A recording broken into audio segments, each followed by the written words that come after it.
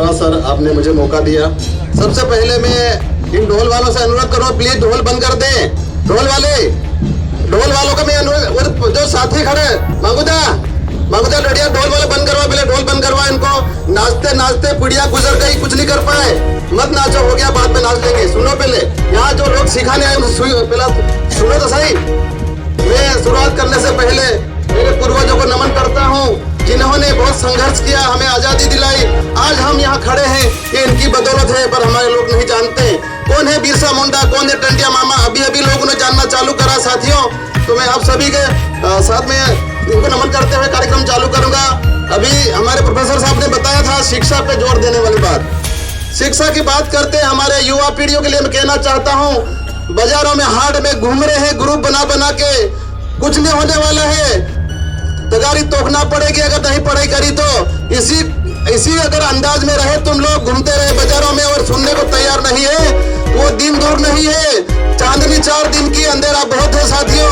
और तुम लोग पढ़ लो, पढ़ने वालों के लिए हमारे सभी साथी लोग बोलते हैं, जितने भी जनप्रतिनिधि हैं या कर्मचारी हैं, वो शिक्षा पे जोर दे रहे हैं। क्यों बोल रहे हैं? उन्होंने देखा है, तुम्हारा भविष्य उनके सामने दिख रहा है।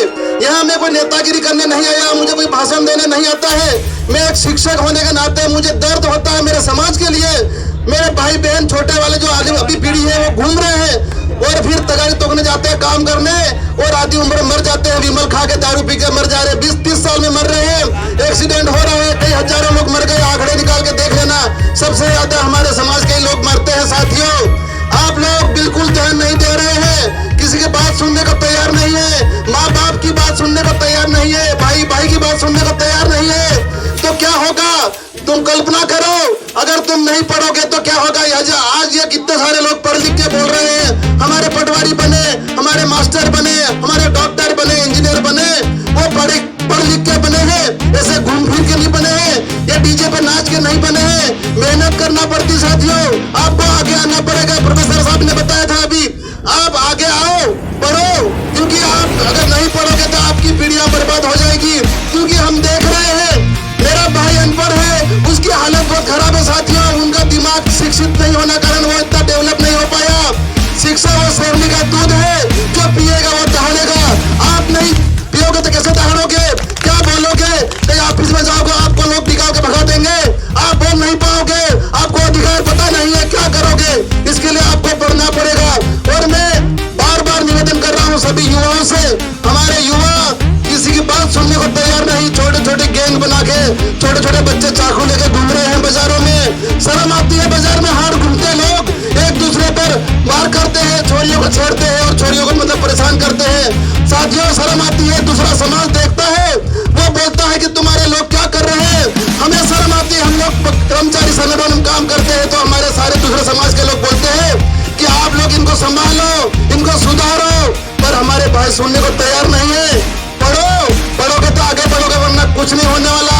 जमीन कम हो गई है, गांव में प्लाट बिकना चालू हो गए हैं, गांव में मकान बना लेके जमीन नहीं बचने वाली साथियों। क्योंकि एक बाप के 4 बेटे थे, 4 के 10 हो गए हैं, टापरे बनाने के लिए जगह नहीं बचने वाली है, जमीनें खत्म हो गई है, कहाँ जाओगे, कैसे जियोगे?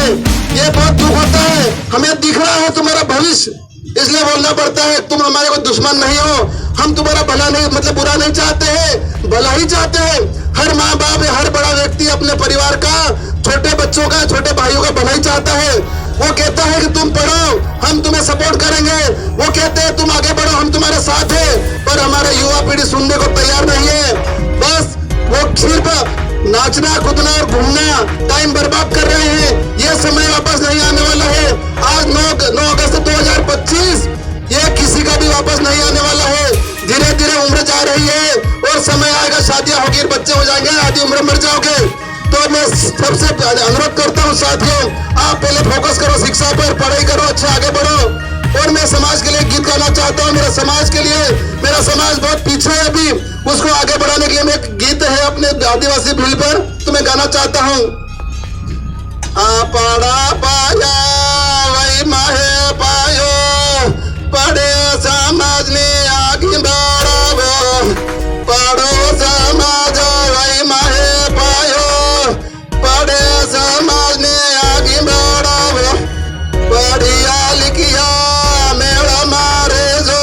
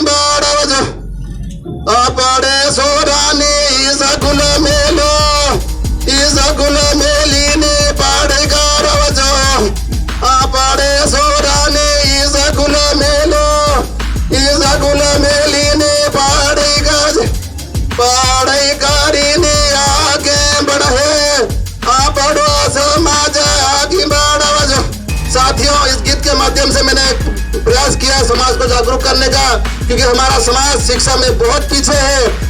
कुछ नहीं कर रहे हैं, सिर्फ 10वीं 12वीं करके और वापस घर आके वही मजदूरी करने सूरत और कोटा और बड़ौदा जा रहे हैं साथियों। वहां जाके 10-10 मंजिल में काम करेंगे, घर पे काम नहीं करेंगे। वहां 10 मंजिल सीमेंट तो के चढ़ जाएंगे, पर घर में घर वाले बोले बेटा एक पकड़ तो फिर तो नहीं फिकवाना। जिनका समाज बहुत पीछे है, कहना तो बहुत है, हमारे वक्ता बहुत सारे साथी है, बहुत सारे बोलना चाह रहे, तो मैं सभी से हाथ जोड़ के निवेदन करता हूं कि आज मेरी बात तो किसी को बुरा लगा हो तो माफी।